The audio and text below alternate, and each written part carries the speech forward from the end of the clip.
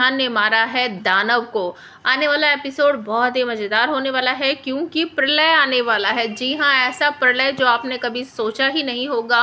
रिस्वा जो है वो अब अपनी शक्तियाँ पाने के लिए हाथ पैर मारने वाली है। और इससे पहले आपने देखा कि किस तरीके से गौरी ने जी जान लगा दी थी दावंश विहान को असली विहान बनाने में। मतलब कि उसने बहुत सारे तिकड़म भिड़ाए, उसने विहान की जो आवाज़ है उसको भी रिकॉर्ड करवाया अपने देवर अर्जुन से और बहुत सारे तिकड़म भिड़ाए। यहाँ तक कि उसने अपने पति और मकरासुर के आपस में लड़ाई भी करवानी सोची, लेकिन ये सब कुछ बिल्कुल भी काम नहीं आया क्योंकि जैसे ही वो मकरासुर रिश्वा को मारने की कोशिश करता है तो रिश्वा जो है वो फेंक देती है मन कलश उसके ऊपर और वो उसे पकड़ लेता है। और तभी अर्जुन जो है वो चला देता है वॉइस नोट, लेकिन क्योंकि मन कलश जो है वो दावंश के हाथ में नहीं था तो उसके अंदर वो उसकी जो अच्छी वाली शक्तियाँ थी वो जागृत नहीं हुई और मन कलश था मकरासुर के पास। तो कोई भी फर्क नहीं पड़ा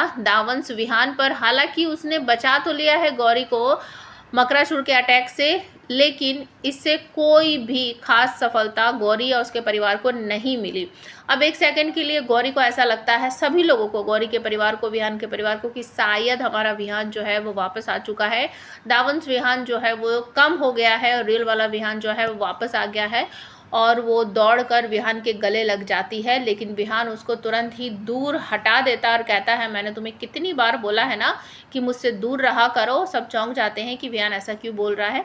तो विहान कहता है, मैं दावंश हूँ, कोई विहान नहीं हूँ, मैं दावंश विहान हूँ। ये सब सुनकर सारा परिवार चौंक जाता है। और तभी विहान कहता है कि रिश्वा, आज तुम्हारा दिन नहीं है, तुम्हें कोई ऐसा छोटा मोटा सा मामूली सा दानव नहीं मारेगा, तुम्हारा समय अभी आया नहीं है। गौरी से पूछती है कि तुमने मुझे बचाया क्यों, अगर तुम दावंश हो तो वहीं पर कहानी में ट्विस्ट आता है और जो मकरासुर है उसको विंडो के पास लेकर जाता है दावंश विहान और कहता है कि शायद तुम्हें पता नहीं होगा, तुम्हारे नॉलेज के लिए बता देता हूँ, ये मकरासुर जो है ना पानी में रहता है ना, तो उसको सूरज की रोशनी से बहुत ज़्यादा परेशानी होती है। तो वो विंडो के पास लेकर जाता है और मकरासुर को आग से या फिर सूरज की रोशनी से परेशानी होती है और वो वहीं पर जल भूनकर मर जाता है। अब दावंश विहान तो चला जाता है, सारा परिवार सोचने लगता है किसने ऐसा क्यों बोला। गौरी दिमाग लगाती है और तभी वो कहती है सारे परिवार को कि मुझे ऐसा लग रहा है कि ये डायन मौसी और ये इनका बेटा दावंश विहान हमसे कुछ बहुत बड़ी बात छुपा रहे हैं।